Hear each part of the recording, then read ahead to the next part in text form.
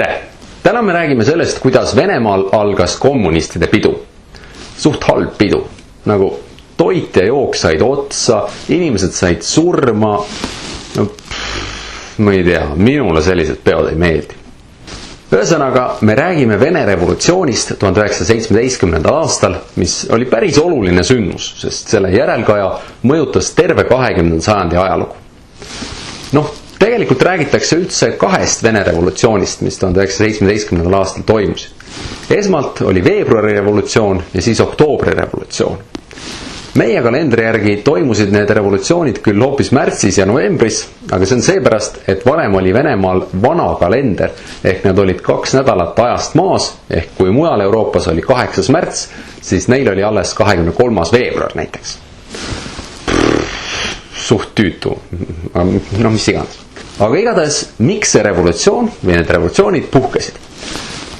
Võime tegelikult öelda lühidalt, et kõik need samad probleemid, mis olid juba 1905. aasta revolutsiooni ajal, ei olnud lahenenud ja läksid isegi hullemaks. Venemaa oli ikka majanduslikult maha jäänud, talupoegade ja tööliste olukord oli eriti sant, vähemusrahvad tundsid, et neid rõhutakse ja kui mujal Euroopas oli juba enam-vähem demokraatlik riigikord, siis Venemaal oli ikka veel autokraatia ehk tsaari absoluutne võim.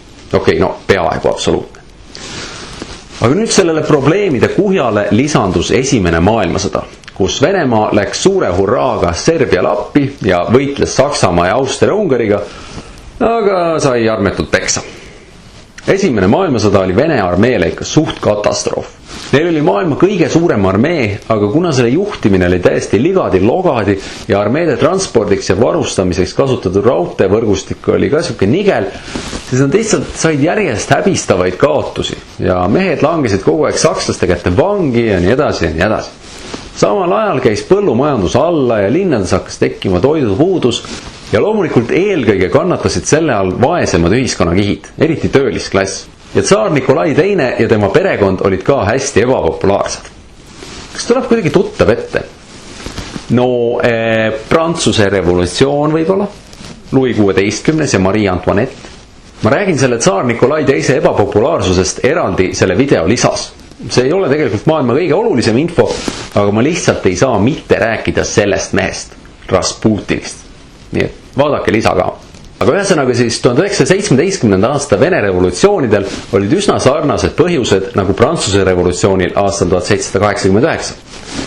Ebaõiglane ühiskonnakorraldus, riigi katastroofiline majanduslik olukord, mida Vene revolutsiooni puhul süvendasid veel lüüasaamised sõjas, eks ole, ja ebapopulaarne valitseja ja tema perekond. Ja siis 1917. aasta 8. märtsil hakkasid näljased ja vihased inimesed Petrogradis mässama. Petrograd on muidugi sama, mis Peterburi, lihtsalt Sankt-Peterburg kõlas liiga saksapäraselt ja sakslased olid vaenlased, eks ole, ja seepärast sõja ajal linna nimi muudeti ära, et oleks rohkem slaavilik. Igatahes sõdurid, kes saadeti seda mässamist maha suruma, ei olnud nõus seda tegema ja läksid hoopis mässajate poole üle. Ja kõik hakkasid streikima ja nõudsid tsaari tagasiastumist ja sõja lõpetamist. Ja siis Nikolai II nõuandjad olid umbes, et kuule mees, kui sa ei taha surma saada, siis loobu ruttu troonist. Ja siis Nikolai oli umbes, et jah. Ja ta kirjutas alla, et loobub troonist. Olgu öeldud, et pärast sai ta ikkagi surma. Kogu tema perekond lasti ühes keldris kommunistide poolt lihtsalt toorelt maha. Aga igatahes pärast tsaari tagasiastumist seadis Riigiduuma ametisse Venemaa ajutise valitsuse, mille eesmärgiks oli kokku kutsuda asutav kogu, mis looks põhiseaduse ja siis niimoodi saakski Venemaast demokraatlik riik. Põhimõtteliselt selline väga normaalne plaan, sama süsteemi järgi oli tehtud ka Prantsuse revolutsiooni ajal. Ja selle ajutise valitsuse võimule tulekuga oli siis toimunud veebruari revolutsioon. Nii, aga mis nüüd siis edasi sai?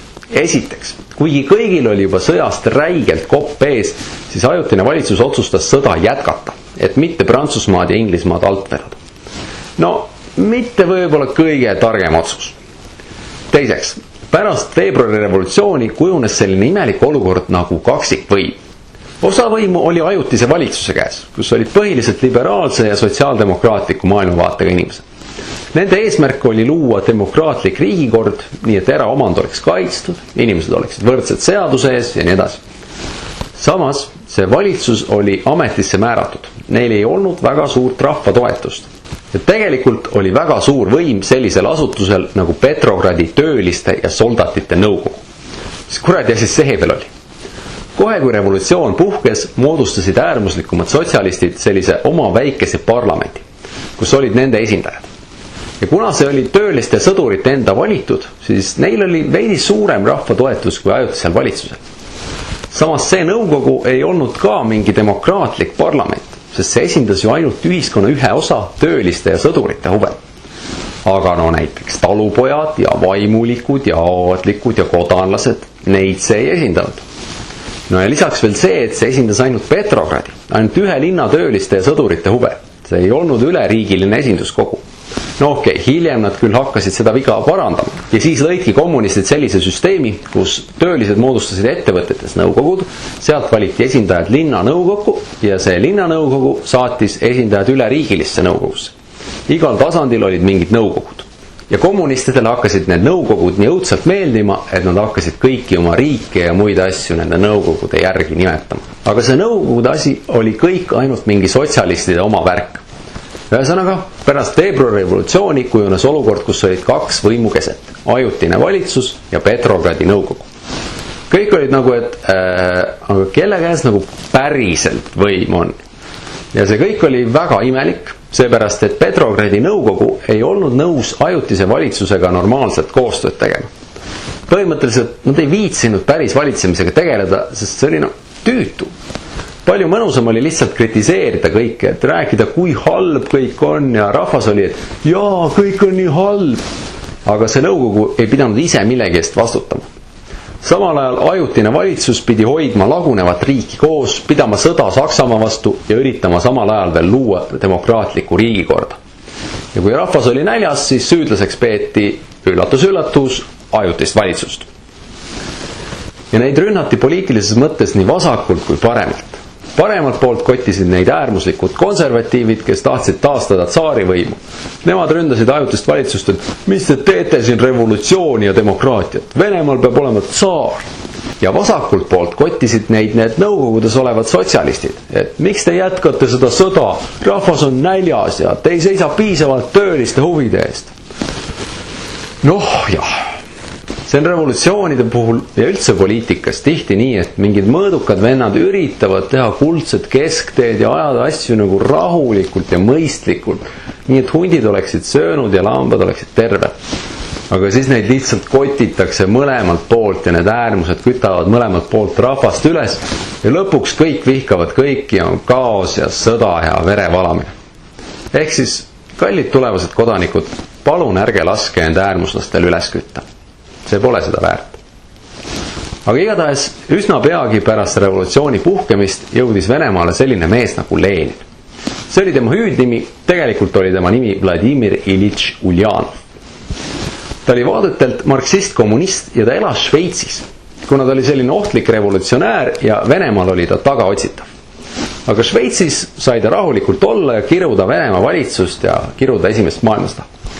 Aga nüüd sakslased vaatasid, et siin Šveitsis on selline vend, kes ütleb, et Venemaa peaks sõja lõpetama.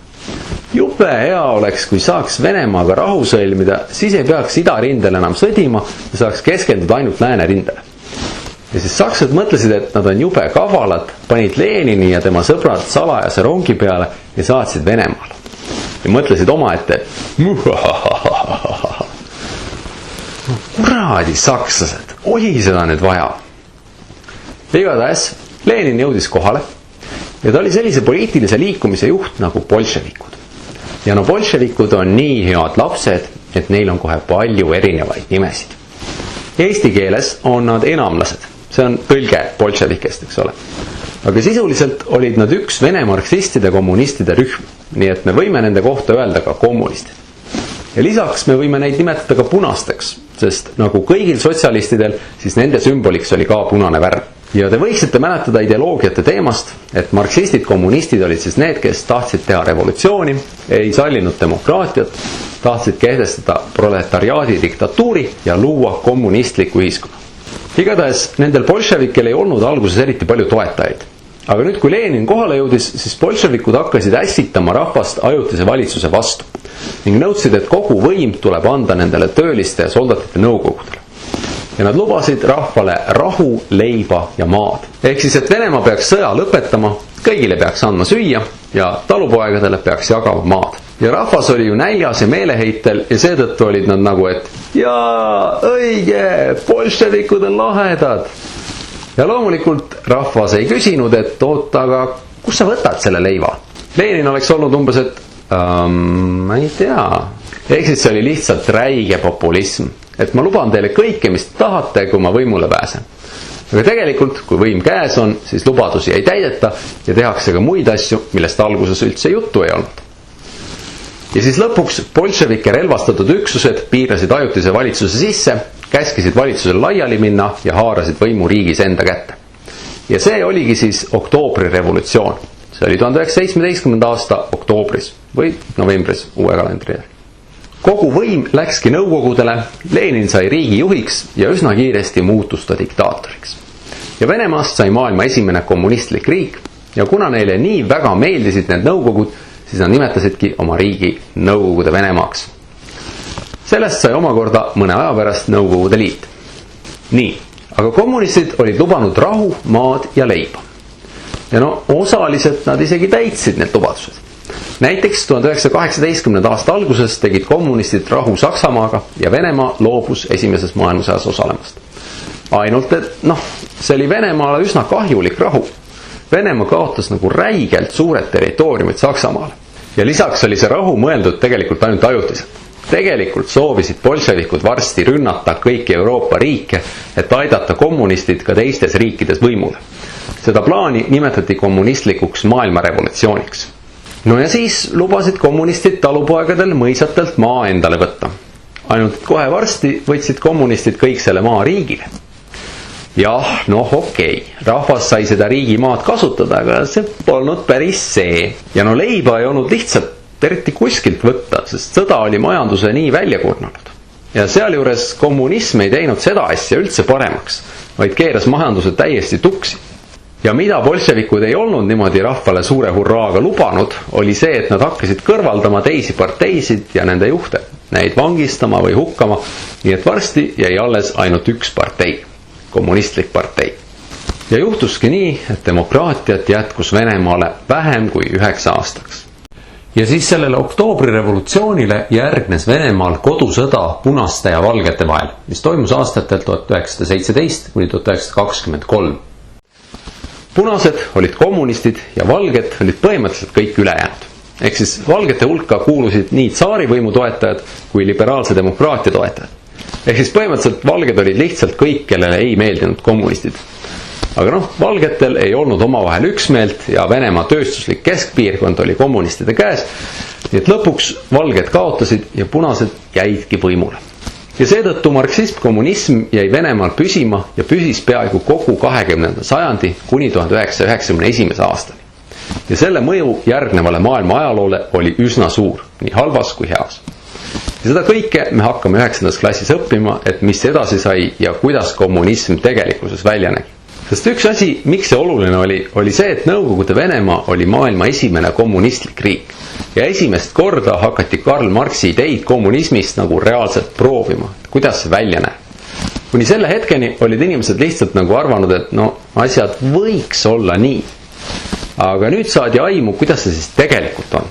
Ja ma võin juba ette öelda, et tegelikkus ei olnud üldse nii tore kui see, mida marksistid, kommunistid olid lootnud. Aga sellegipoolest said paljud kommunistid üle kogu maailma sellest indu ning kommunistlikud revolutsioonid toimusid 20. sajandil paljudes teisteski riikides. Ning pärast teist maailmasõda kujunes kogu maailmas suur vastasseis Nõukogude Liidu juhitud kommunistlike riikide ning USA juhitud kapitalistlike riikide vahel. Aga sellest juba 9. klassi kursuse juures. Ja kokkuvõtteks. Esiteks, Venemaal puhkesid 1917. aastal revolutsioonid, mille põhjusteks olid lihtrahva, tööliste ja talupoegade kehv olukord, autokraatlik võimukorraldus, majanduslik mahajäämus, lüüasaamised esimeses maailmasõjas ja tsaari perekonna ebapopulaarsus. Teiseks, esmalt puhkes veebruari revolutsioon, mille tõttu Nikolai II loobus troonist ja võeti eesmärgiks muuta Venemaa demokraatlikuks riigiks. Tsaarivõimu asemele tuli ajutise valitsuse ja nõukogude kaksikvõim. 3. Sakslaste kaasabil naasis Venemaale bolševike juht Lenin, kes hakkas rahvast ässitama uuele revolutsioonile. 4. Oktoobrirevolutsiooniga haarasid bolševikud võimu ning loodi kommunistlik riik Nõukogude Venemaa. Järgnes diktatuuri kehtestamine ning kodusõda valgete ja punaste vahel, mille punased ehk kommunistid võitsid. Aitäh vaatamast ja kohtume varsti jälle!